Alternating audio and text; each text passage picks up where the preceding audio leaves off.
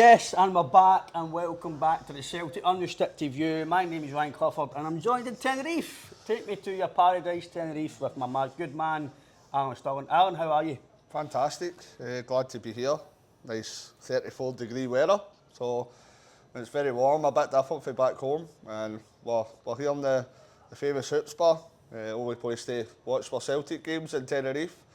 And we'd like to thank Stevie and everyone for the hospitality and letting us film here, because it's a great place to be. And we'll be enjoying talking about Celtic and getting into about the game tomorrow, and looking forward to that, Ryan. Yeah, so like you mentioned, we're in Tenerife, Los Cristianos, Hoops Bar. Having a wee sherry this morning. But yeah, it's some absolutely fantastic bar, Alan, isn't it? Yeah. A lot of memorabilia, a lot of Celtic stuff, which is been for years as well. So a lot of people have came here in the past, and it's a very good bar. Watching football, it's always busy. So like you said, tomorrow, the game tomorrow, as I imagine early doors. If you want to come up to the game, then I'd come up early doors and get a seat, because it will be very busy. Oh, it's always busy. Always very difficult to get a seat. You need to be in early doors. As I say, it's probably the only place that you come to watch a Celtic game over here.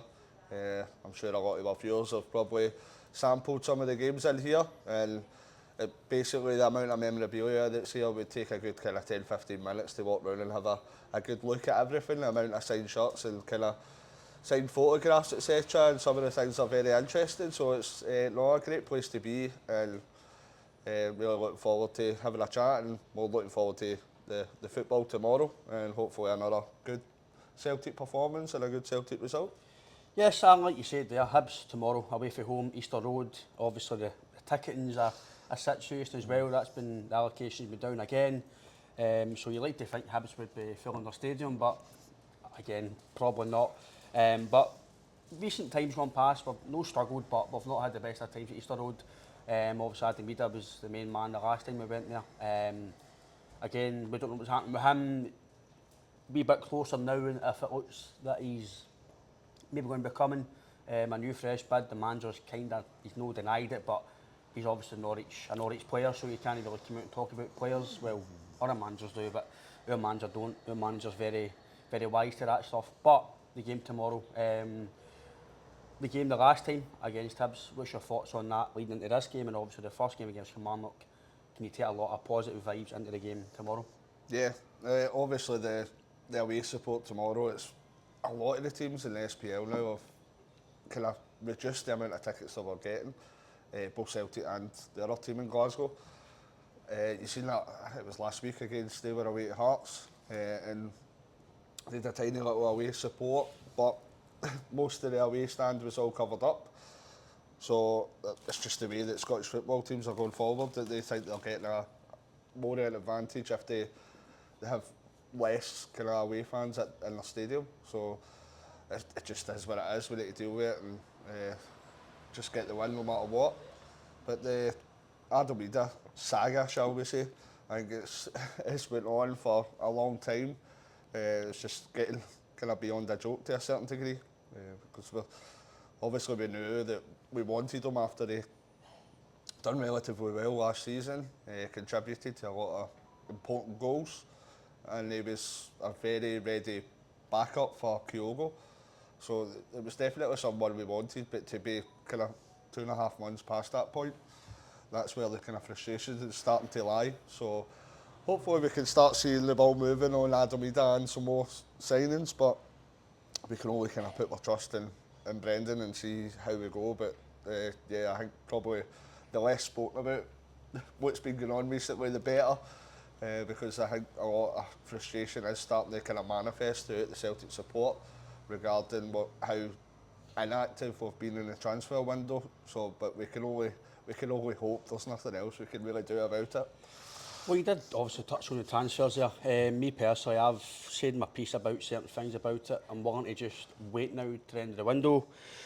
And then, like I said to yourself, JP, and other fans, the proof will be in the pudding.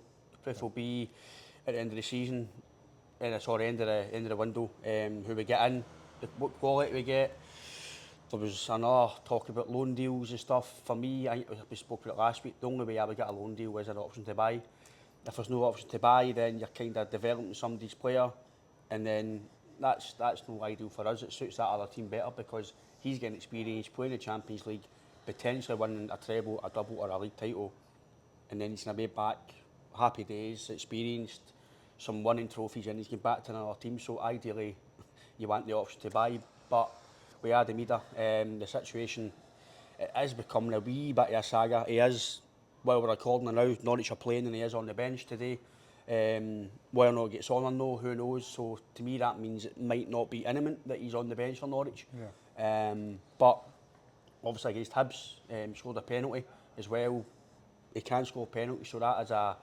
I know people might think that it's easy to score penalties, but you need to have the bottle to go and step up. And again, I think I took about 2 penalties in my life playing football, and I think I scored one and the one I missed. So ideally you want the strikers to be good at penalties, but that's just something that's in his game, and he's obviously got the mental strength to... Listen, it takes bollocks to go up in front of 60,000, 50,000, whatever it is, and take a penalty. You've got to have the mental strength to block all that out, and some players just can't do it. You've seen that in previous penalty shouts and all sorts of games. So, but Adam Idah, he did do well for us the last game against Hibs. So what was your take on that game, and does it give you any... Is there anything you think that will be tough for us tomorrow, or do you think because we've won there now, after not winning there for a while, we've now started the season well, do you think the ball's going to roll and that this is going to be a very good start to the season? I think we touched upon with Adam Idah as well, the whole loan option. The option to buy, I think, is a necessity, and I think the reason why we didn't have an option to buy with Adam Idah is because obviously in the January transfer window, Adam Idah was signed, I think it was the last day or the day before the end of the window. So that was kind of rushed through, probably. I don't know if that was the case, that we didn't get who we were looking for, and we ended up that Adam Idah became available, but because we didn't get that option to buy, they were looking at probably, I think it was quoted before, it was like 2-3 million, and now, because of how well he done with Celtic, it's come back to bite us, because that 2-3 million is now risen to 6-8 million. So in that regard, it's pretty foolish for us not to insert a clause that there's an option to buy.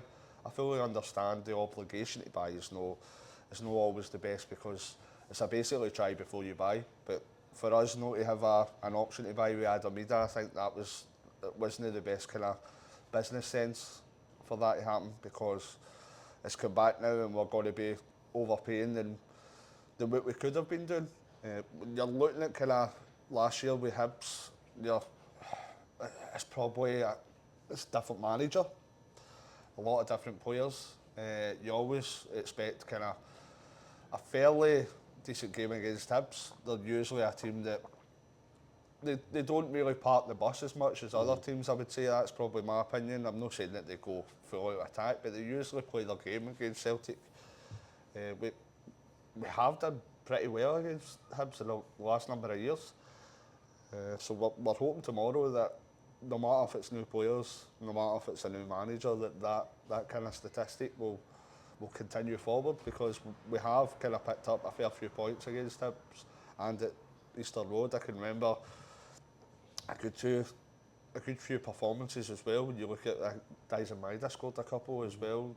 So I'll be looking forward to tomorrow. And after watching last week, I know it was Kilmarnock at home, and they were pretty defensive, but the performances and the way that we're playing football, it's filling me with confidence that we can push this forward. Hopefully we're a few players in, but the style of football that we're initiating, that's what's filling me with confidence. It looks a bit more kind of fast flowing and crisp football, and more to the point, instead of kind of less direct with the kind of 1-2 passes or 5-yard passes. We're trying to go for teams and make sure that we're most effective in the top end of the park. Yeah, I think it's crucial you mentioned the fact that we've started the season better, because last season we didn't start the season well in terms of performance-wise, and I think I've said it before, Aaron, I think the reason why we didn't... There was a lot of frustration from the fans was because the recruitment wasn't the best, and then the performances wasn't the performance we've seen of old with Celtic under Ange and the first bit of Brendan, and we all know that things take time, new managers. We weren't under a major transition, but it was a wee bit of transition with new player, maybe some backroom staff and new manager. So some of the there's some one or two bits of the backroom team, the board and stuff, they've moved as well. So there was a wee bit of change about the Celtic. Obviously with Don Mackay leaving as well, Peter Lawwell's back in the scene. People can say what they want about Lawwell, if he's in the scene or he's out the scene. That's another topic we could say for 2 hours talking about that. But I think that was the thing last season. It was because the recruitment wasn't great, and then it just dwindled on and dwindled. And that, for me, it was a snowball effect. It was like that's no well. No, this isn't well. That's no good performance. That's no good. And then that's the reason why I think the fans were very frustrated. But now, pre-season's been so much better. We've played against high quality opposition in Chelsea and Man City. Obviously, pre-season's pre-season, so you can't. I don't take too much into pre-season because how many times that we've been trounced in pre-season, but then won trebles, we've won doubles. Yeah. So that's not a big thing. Pre-season for me is it's no. I don't take too much into it because a good pre-season doesn't mean you have a good season. But we've started very well this league campaign. Kilmarnock was very, very good. The football was very good going forward. So you're kind of hoping that transfers into the game on Sunday. But you did mention also David Gray. He's took over now at Hibs. His first game, I think, in the league for Hibs as well. So he'll want to try and make a good impression to the Hibs fans. I'd like to think they'll be very full voice for the new manager. Some new teammates as well for the team. So they can be stuffy at Hibs, but they do try and attack at home. They don't really park the bus. But you like to think you've got enough quality to go and obviously dismantle Hibs, but you've got to show every team respect. But I do feel that by what we've seen against Kilmarnock, I think no matter what Hibs are probably need to have the game of life, because guys like Matt O'Reilly, who I'm surprised he's still here, I did say that last week. It's a good thing, but I did say last week was potentially his last game at Celtic Park or at Celtic, so just enjoy and I still stick to that. This could be his last game at Celtic, so tomorrow, if you're at the game, enjoy him. If you're watching here in the Hoops Bar or back in Glasgow or anywhere in the world, maybe just enjoy Matt O'Reilly, because it could be the last time he plays with Celtic. So, but I'm looking forward to the game, Alan, because I do feel that the way we started the season, you're only thinking that, I don't want to be disrespectful, but it's getting to the stage where you look at the team now, and it's kind of under Rodgers the first time, and then even with Ange, the games are won in the tunnel. You see McGregor, Hatate, O'Reilly, Kyogo, Carter Vickers, Kasper Schmeichel's here now. So for me, if they guys turn up, you like to think you go to Easter Road, hope for the sunshine and put on a very good performance. Yeah. So speak about last season as well. It is a results-driven business, but I remember we spoke about a few times, we were seeing the types of performances we were getting. We were still winning at the early part of the season mostly, but we were looking at the performances and we're going, there's something maybe not right here. And you see after that, what happened, I think it was at the turn of the year, we had a couple of defeats in a row. And these performances, they kind of lead to defeat. So it's only a good thing that the way we've started playing, whether that be in pre-season, which I agree with you, it's pre-season, you need to take that in a different light. That should reflect differently on how we look at our performances. But you look at last week, and although I was at the game and you're looking at the Kilmarnock way they set up, and it must be infuriating for some of the Celtic players, because it's just basically anti-football that they're trying to stop Celtic play altogether. So I think it might be a wee bit of a different game, especially when we're away to Hibs. Hibs have usually been that bit more kind of open, and they're in their home ground. So, but I think that we should have, as you say, we should have plenty there to kind of maybe dismantle us a bit much. As confident, but we've definitely got enough to get the 3 points, and I would be expecting that. The minimum of kind of 3 points would be my expectations for tomorrow. I would love to see a kind of great performance to go along with that, to build the confidence that we've been starting with just now, because everybody that's watching Celtic just now, we're enjoying the way we're playing. So would like to carry that on, and the players will build to that as well, and keep progressing throughout the season. Yeah, maybe I was an overconfident, but I'm just always confident with Celtic, especially in Aye. Scotland. Europe, I'm a bit more cagey because we're not really. It's not Celtic Park isn't a fortress much now. Away from home, I think in terms of European wise, I don't think it's not we've not been badly performing. It's just it's we get there, but we don't get there, Yeah. and I think that's where there's a bit of frustration as well with maybe potential signings, or there's not even normally you get a wee WhatsApp rumour, or you get a good Twitter rumour, or you get a there's nothing, Aye. and that's the thing. It's you're like, oh right, are they maybe holding something back here to go? It's like the old westerns with the tumbleweed can buy it. It's like we're sitting there, they were like, oh, there you go. But no, in terms of Celtic, it doesn't matter if it's said at the big house or if it's Aberdeen, if it's Hibs. You're always confident going and winning, especially with the core group of players you've got here. Even now, I know Matt actually doesn't. That we just sit here and we just be happy with what we've got and we're good enough to beat these teams. You still have to go and improve, but without any signings, with this team and with the manager and the way they've started, you should be able to go to Easter Road and get a performance. But it was good that you touched on there in terms of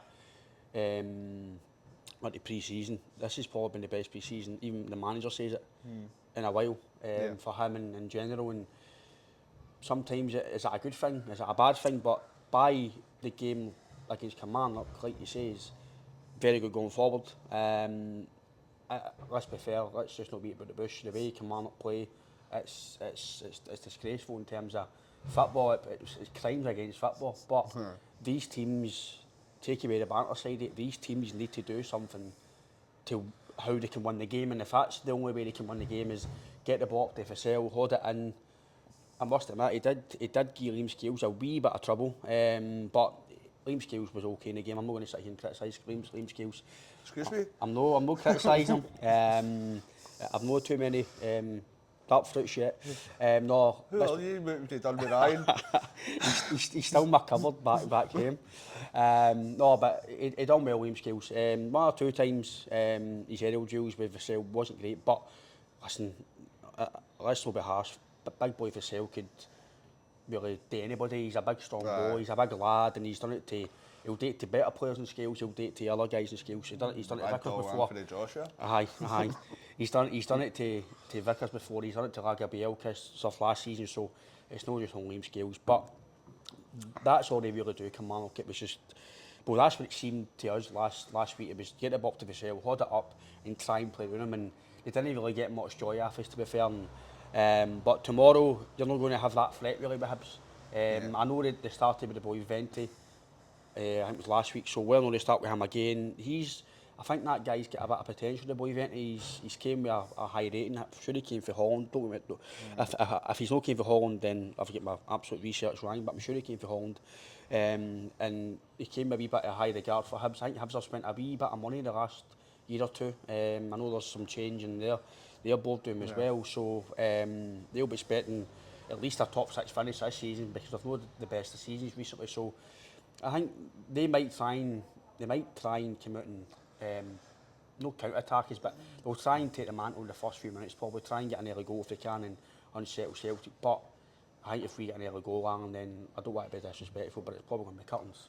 I think we'll just go right 1, 2, and I think that's because we've got the confidence here that once you get a goal right, go and do it again. And I think if you start the game well tomorrow, then the longer it goes, these teams always have got a better chance of getting a result against you because the fans get edgy, the players might. But with Celtic, I just think if you get an early goal on, then any team in Scotland, if we're at a point, I just think it's very hard for them to get a result against us. It should be. You touched upon that we should be able to kind of beat most teams in Scotland, and that's probably the case. It's whether our ambitions lay high on that in future, and I think that we will have enough to beat Hibs.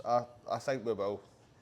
I've been wrong in the past, but I think you look at the quality across the side that we've got in comparison to all the different sides in Scotland. I think it's clear to see when we're playing football like we did last week, especially attacking way going forward.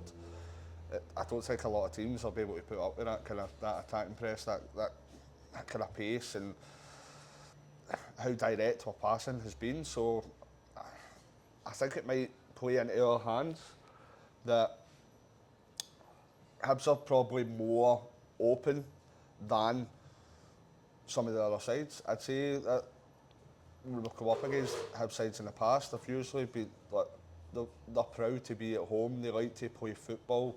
They like to try and kind of match sides at home.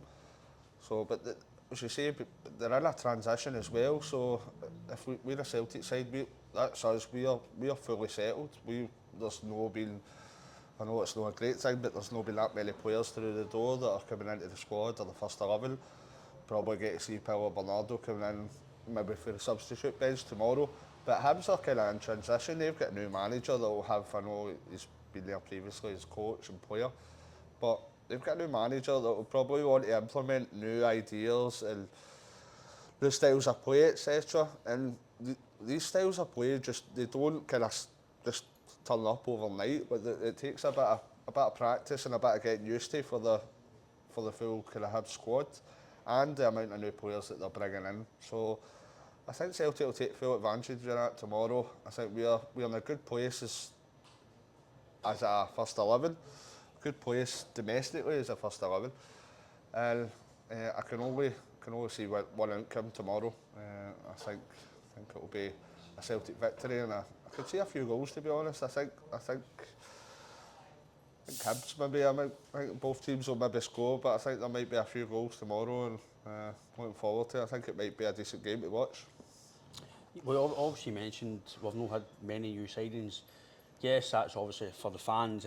We want signings, we want quality, we want numbers, and the manager wants as well. But in a way, we're not having to wait on guys to get up to speed, having to get used to tactics, cultures like Hibs, like you mentioned, Aberdeen as well with Jimmy Tillin. He's come in for Sweden, so some teams, even them across the water. I know Clermont's been here, but they're still getting through a rebuild, and it might even be next season they rebuild again, because in my opinion we won the league, right? I know it's early doors, but I think we've got far too much quality. Amount of rebuilds, they must have a contract with Liverpool. We've got a contract with Juicing. But I do believe that again we win the league again, then they need to do another rebuild, and then if you're their side of the city, you've got to think surely we've got to have a plan. Like if we lose the league, right, but we still stick to it. But I don't think they just need to beat Celtic. It's just beat Celtic if we can't. At least they've got a cracking stadium and all, it's I think it's coming after DH all the stuff on it, but it sounds it. But no, I think in terms of the game tomorrow, you touched on Paulo Bernardo. I hope we get some minutes. I like him a lot. Maybe again I might be wrong. I do believe that the guy's going to be a really good player for Celtic. I think he's going to be a mainstay eventually. I'm not saying once O'Reilly's left, but in the next year or two, I do think he'll get himself on the team. I think he's a lot of good pedigree behind him. He's came from a good youth system at Benfica. He plays with Portugal under 23s, 21s as well. I don't know if he'll get in the Portuguese squad. He might if he plays with Celtic every week eventually. Who knows? I doubt it. But because Portugal, listen, I know some of their players are aging, Ronaldo and Pepe, but they've got a really good young core of players as well, Portugal. So again, who knows if that's Bernardo's ambition. Some guys don't really bother about international, some guys love it. Obviously, we'll touch on McGregor in 2 minutes about that, but I'd like to see him tomorrow. You did mention him there, but I think he's going to be a good acquisition for Celtic, and I did speak about it last week on the podcast, that the value that we've got from him, I know it's a 30% sell on, etc., but 3.5 million for a guy that's came to Benfica, you know what he's like, he's helped you win, he's helped you win 2 trophies with Ademira, because the two of them have set up 2 major goals, i.e. the cup final and the game at Ibrox. So they've come in and they've showed us that they can't play here, and it's only a positive signing in terms of Paulo Bernardo. Yeah, Paulo Bernardo's got the potential to be a really good player for Celtic, and to reach the kind of heights that we're looking for, the price tags, shall we say, kind of like Matt O'Reilly. But you've seen it, I like him, but you've seen it in kind of dribs and drabs last year. You've seen him go through, I've said that a number of times, but you've seen him go through a kind of 4 or 5 week period last year that he was absolutely exceptional. And then he would kind of disappear and be off the boil for a number of weeks after that. So I think he's obviously still young. He needs to add consistency to his game. I think he will progress further as well. I'm not a pre-season myself. Well, I started the season with Celtic, and to have him on a 5-year deal, I think it's good business for Celtic. We're still kind of worse off than we were when we ended the season last year. We can only moan about that. There's nothing really we can do about it. But at the end of the day, we can only kind of go on with what we've got at present. I'm not buying the fact we're looking for our fix and transfers and that. There's definite positions that need filled there. We're going into another game now with still one left back, one striker. Who knows if anybody gets kind of sent off, injured, anything, then you start to question the kind of depth of our squad in certain areas. And I just hope that we start getting things sorted. But I think you're probably the same. We need to wait to the end of the window and see what happens, because I've had enough of getting upset about how little we're doing. So we just need to kind of trust in whoever's doing it, and let's see what happens, and we can judge at the end of the window in regards to that. It's just, for me, positive, and all thoughts against Hibs tomorrow, and the football we're playing and the result hopefully we're going to get.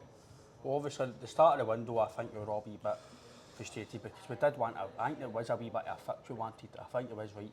We want something to talk about, we want somebody to write about, we want somebody to research, somebody to get say. But I think that's, for me, I think that's done now. I think it is, we want players in, but I'm not going to really sit and talk all that too much, because we've done it, and I just want to stay focused on the football side now, and let the board, the recruitment team, the lodges work together, and the proof will be in the pudding. I think. Aye, we can judge that then. I think that's it. I know we've all been frustrated as fans, but I think that the best thing to do is just wait till the window now. And I know we don't want to wait, but that's just the way it is. We need to wait. Because obviously now the English season's starting, obviously our good mate Barry's starting tomorrow, Sheffield Wednesday. Hope they start the season well tomorrow. So they're all starting Championship, League 1, League 2, Premier League. So next week, 2 weeks time, the Premier League. So that might be.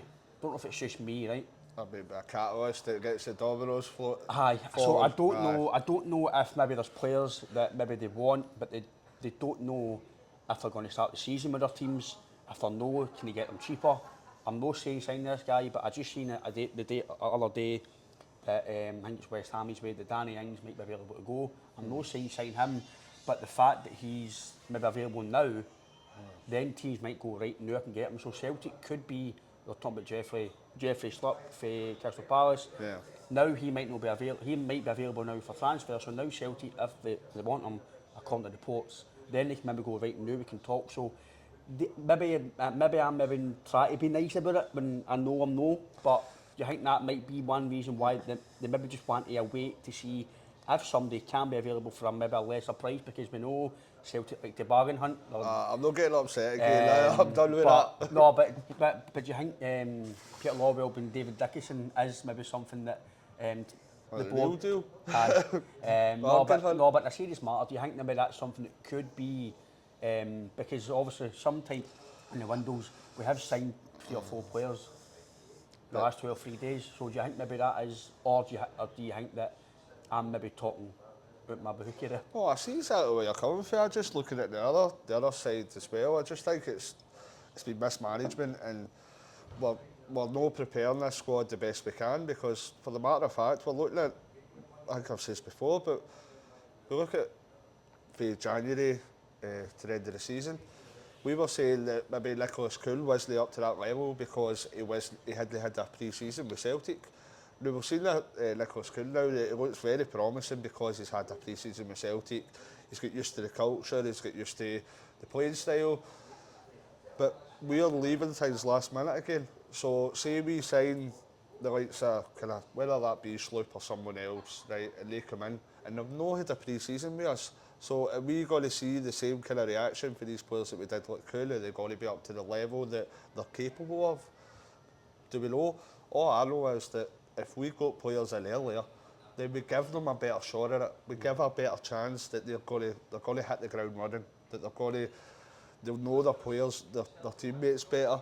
They'll know everything better. Just on all the Celtic fans out here. High five, mate. High five, mate. So what's your thoughts on tomorrow then? We've got a surprise fan. guest. We've got a live fan on recording. We'll let the man in. Move on. What's your name, mate? Jason. I live in Somerset now, boys. We're live recording, Jason. Jason, we're live recording, Yes, so... okay. What's your thoughts on What's your tomorrow, thoughts? Jason? I think tomorrow I'm looking for a convincing 3-0 win. 3-0 win tomorrow. No hanging about tomorrow. Let's go for it. What's your predicted team line? Well, definitely Kyogo playing, that's Right. for sure. You know, and the back defence takes its toll itself. You know, yourself with Johnson. Yeah. Aye. You know. Well, But, should be a strong team anyway, but aye, we're looking forward to I'm looking tomorrow. forward to it. I was very, very happy with the start, the pre-seasons. Yeah. Very happy against Kilmarnock. And I really think this is going to be the season that we should really go to town. Yeah. So. We agree on that? No, boys? definitely, Well, I've said definitely. Jason, don't you feel, but I've said we'll do it treble. Well, I just asked the guy in the plane coming over this morning. I says, I've just arrived today from Bristol. I says, Celtic will do the treble hands down this year. Hands down, without a doubt. Yeah. I'm very happy. Could always do a couple of more signings, but listen, as Brendan Rodgers says, he could add 10. Let's get 2 or 3 good ones, Yeah. rather than the 2 or 3, you know. What's your thoughts on Brendan? I know obviously he's come back now. Well, I think it was the best. I think it's the best thing they ever done as a club. You know, I was one of them. It was very disappointed when they left, along with millions. But who's better than him? No, he's a top class manager. He's probably the highest class manager that we could attract, and I think the only reason we can attract him is because he supports the club and his history with the club. I think if that was any other team in Scotland, then Brendan wouldn't even kind of think about going there. No, I think with his experience in the past, he would get a job in most kind of higher leagues across the world. So I He's think Celtic daft. Unfortunately, the board, they never backed him. It all started with the McGinn carry on, you know, and I was first to slag him, but I'm glad to see him back. oh, definitely. So Yeah, I think we spoke quite plenty of times in the podcast that he's, in my opinion, he's an elite manager. Correct. I know a lot of people down south might say he's not. Team across the water think might he's not, but he's obviously taken Leicester to what he's done with Leicester, what he's done with Celtic. He's And what he done with Liverpool too, Yeah. sorry for cutting you off. No, What he done no, with you're right, Liverpool, yeah. You know, he was that away for yeah, Stevie Gerrard slip Stevie away for Gerrard it. slip away, like, you know. he's a very good manager, and I'm agreeing with you there. I think he's probably the best manager that we could have got and could get. Yeah. And do you think we're going to keep O'Reilly? That's the big question. Well, we were talking about that there. This, again, it could be his last game tomorrow, but we said that last week, so I just think it's all about the price. If the board and the manager and the recruitment team think that the price is valuable to the player, but my worry is I don't know if you're going to get the same quality. So for me, I'm normally, don't you feel on this one, Jason, but for me, I'm normally, you need to strike when the iron's hot, you need to sell when the value's big, but for that odd player, do you keep him for another year? I would love to see him stay for another year. I'm doubting it. And I don't think Brendan Rodgers will stand in his way if he wants to go down south for the bigger money. Yeah. You know, Celtic's been doing that for years, but we'll just wait and see. But I do fancy us for the treble this year. I really do. I'm very confident. Yeah. So, gentlemen, I'm going to leave you now for your Right. podcast. If No, that's all right. thanks a lot, that's Jason. brilliant. Lovely to meet Thank you. you. too. Cheers. Lovely. In Tenerife. Oh, brilliant. Brilliant. Thank Thank you you. very much, boys. Thanks for your Cheers, time. Jason. Yeah, no problem. Enjoy the rest. Well, nice wee chat from Jason Yeah. there, live in the Hoops Bar. But yeah, well, we're going there, so we're We'll talking go obviously. with team projections now. Aye, yeah. team Yeah. predictions. Obviously, Jason did say that obviously the wee man would obviously start. So the wee man's been very sharp. In pre-season, he started well last week. I know he didn't get a goal, but you can see his touch. Yeah. His touch has been very good, and I think for me, I don't think with many changes. You'll probably have Casper and goals. For me, I think the guy is very, very good. I know I'm kind of wishing he would go him a few years ago, because you can just see that he's a very good goalkeeper. He talks well. He's good with it. He's similar to, I don't want people to shoot down on this. But he's similar to Craig Gordon, where he's following the man's orders, where he gets the ball and he wants to play. But the difference was, when he's playing it, it's going right to the man. Yeah. The odd time Craig Gordon was kicking out the park, but people were moaning at him for doing that, but he was only following the manager's orders, was get the ball wide and get it out to the wingers. But so for me, with Casper, Johnson, Scales and Vickers, with Greg Taylor, Hatate, McGregor and O'Reilly, I think if Maeda's fit, I think he'll play with Kuhn, and if Kyogo's fit, he'll play up front. So if Maeda's not fit, I think it'll be Forrest and Kuhn. Yeah. No, I think that's still. I think there will be one change. I think exactly the same. It'll be Schmeichel, Alistair Johnston, Carter Vickers, your big pal Liam, be Greg Taylor, Cal McGregor, Matt O'Reilly, Rio Hatate. If Dyson Maeda's fit, I think he's probably one of the first names in the team sheet. The input he gives you, not just when he's on the ball, the amount of effort the guy kind of brings, it's incredible. So I think Dyson Maeda, if Brendan feels comfortable with Dyson Maeda, I think he starts. I'm going to differ there. Although I think Kuhn done really well last week, I think James Forrest starts. I could be wrong. I think we just the type of game tomorrow. But I think it's very close between the two of them. I think that's where it is at the minute. But I'd just be slightly going towards James Forrest and then one man for Japan up front. And I could see, I think I'll go with a 3-1 victory for Celtic. Well, I think I'm going to go with a good man Jason and say 3 or 4-0. I think we'll start very well, and I think the ball will just snowball for there. But the last bit, obviously, Alan, while we're here in Tenerife, Cal McGregor, our captain, he's only 31, announced. A bit of surprise maybe for me, because obviously there was nothing really lingering about, rumours about it. There was nothing really leaning towards him retiring. I know he got a bit of battling in the Euros off certain fan bases and certain parts of the Scottish fans. For me, he wasn't amazing, but he wasn't the worst player in that Scotland team. And again, John McGinn wasn't great, but John McGinn didn't really get it because he's not playing with Celtic. But if he was, he'd be getting it. Anthony Alston, listen, I know Alston didn't have the best of Euros, but he's playing in a position where he doesn't always play as well. He's that wing back he's made in with Celtic. Yeah. And listen, I'm not making excuses for Alston. He was out his depth, but that a lot of players go and play at the Euros and they're out their depth. Scotland just. The guys were playing towards the tactics of the manager, and they were under orders to stick to instructions, and unfortunately they didn't work. But McGregor, retiring, I'll say my thoughts on that, but once I let you back in. But what's your thoughts on Callum, and do you think it's a good thing for him? Obviously it keeps him fresher, but what's your thoughts on Callum retiring from Scotland? I think it's smart for Callum. I think when you look at his, in personal terms, you're looking at it'll be somewhere between 10 and 15 games a season probably for Scotland.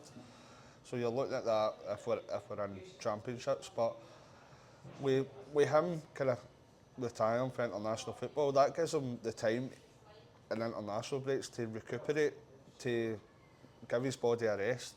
He's 31, but I think he's in a similar age line with Scott Brown, as I was saying to you yesterday.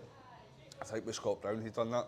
And it's obviously a question for Callum that he could maybe play another 4 years if he played with Scotland and Celtic, right? But he could maybe see if he retires just now, as he has done for international football, he could extend that club career maybe another 2 or 3 years.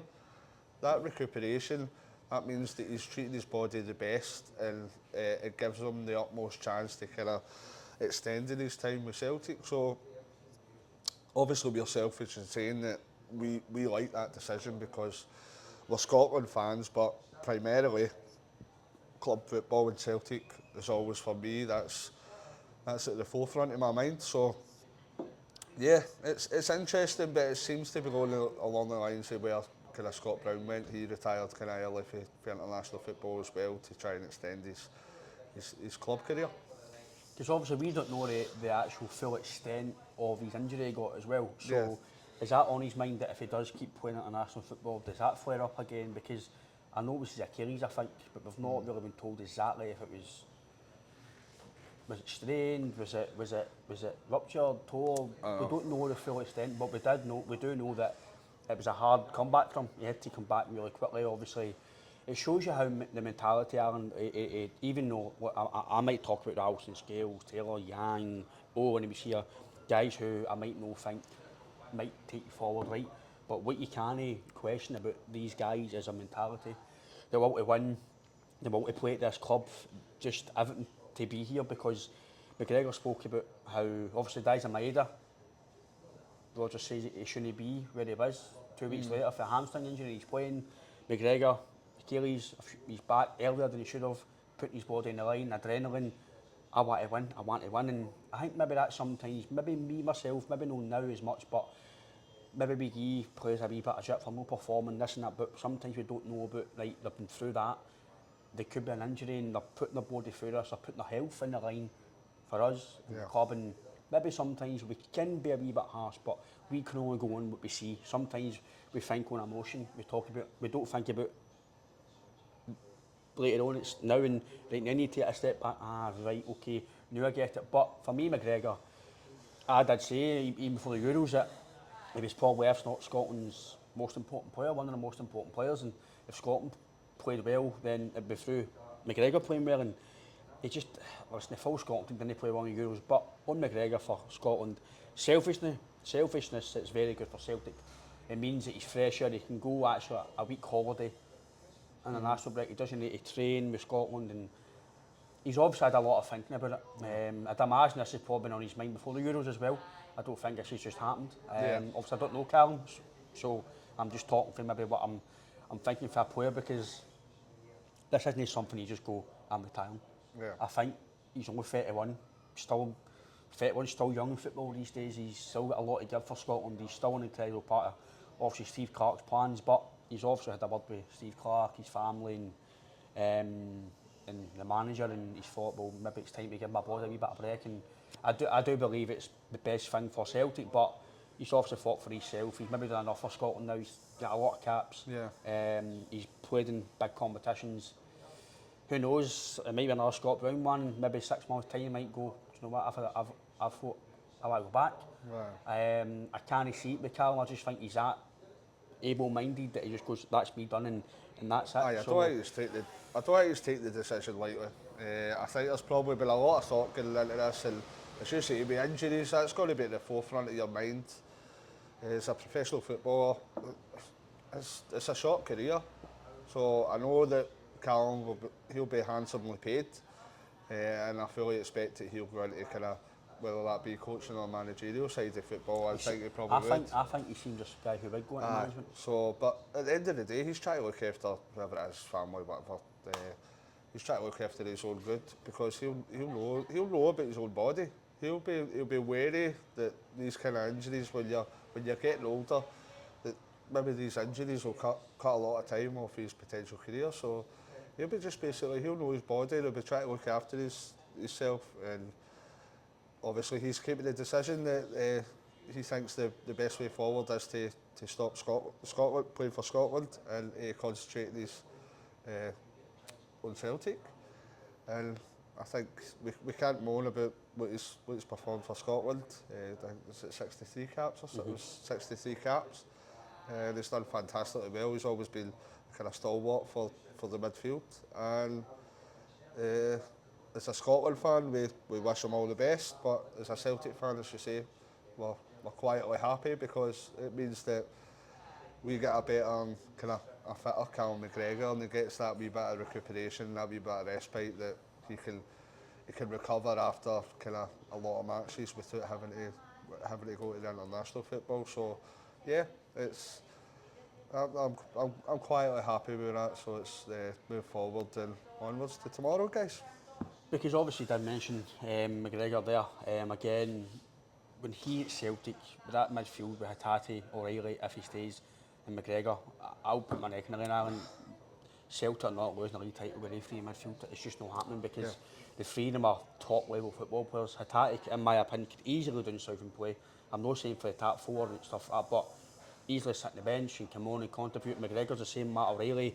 People might think I'm, whoa, Ryan, it's just who I think Matt O'Reilly is a top level footballer. I've seen him enough now. He's progressed to a very good football player, to a high level. he just does things with ease. He reminds me of Tom Rogic in the way he moves the ball.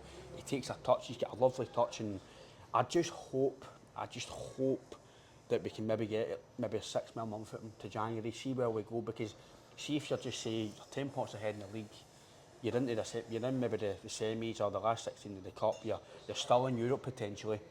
But that's the thing as well, last wee bit we'll touch on, apparently we've seen on Twitter, if anybody wants to comments after this and let us know, I don't know if it's true, but apparently through the grapevine is he wants European football, and he won't get that Brighton right now. So do you think that might be the wee carrot that still keeps him here? I know money talks. I'm going to start crying into my pint now, Ryan. I don't want to think about Matt O'Reilly leaving. Don't leave us, Matt. I know. I want Matt back in a bag of cans. But if I'm being realistic... He's still here, I know. But if I'm being realistic, even the way that Brendan spoke in, I think it was an interview with Sky. If his value is met, he's aye. So I think I'd be shocked if he was still here beyond the end of the transfer window. I'd be elated and absolutely over the moon if he was still here, but I would be absolutely shocked because I think his value is just too much, and I think he'll be away, which is a sad place to be. But I can't see anything otherwise. That kind of money comes in for Celtic, then that's it. So, but that we'll leave that for another day because I don't want to get too upset in this lovely sunshine. Thinking about Matt O'Reilly leaving, as you say, Ryan, at the minute he's still here, and enjoy him while he is here because he is a very talented footballer. Yeah, look, like you say, he's looking forward to the game tomorrow. It's all positive on the football side. Looking forward to the game tomorrow. Hopefully, we'll get a good 3 points, good performance. We will be watching in the Hoops Bar. So if you are struggling to get the game tomorrow over in Tenerife, you can come here. It will be on. There's plenty of screens. There'll be entertainment after it as well. So thanks to Stevie for the hospitality, Sharon the barmaid as well.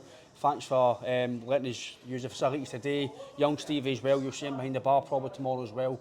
Absolutely great establishment. So you're going at Los Cristianos next to the Passarella Centre. If you're over in Tenerife and you just jump a taxi, ask for the Passarella Centre and you'll see the Hoops Bar. And it is pretty special, and it's the only place to watch Celtic games. And even without Celtic games, it has got football on during the day as well. Fresh beer on tap, everything that you really want for to sit in a bar. So yeah, if you struggling for the game tomorrow, fire you into the Hoops Bar. You'll see Stevie, Shadden and all the rest of them. So, but again, Alan, back to Celtic, looking forward to the game tomorrow. Back to the swimming pool. Back to the swimming pool, aye. But it's been good to chat here. But we'll leave that. The Matt O'Reilly situation for another day. But Alan, thanks for your time, mate. Take care, and hail, hail. Hail, hail, guys.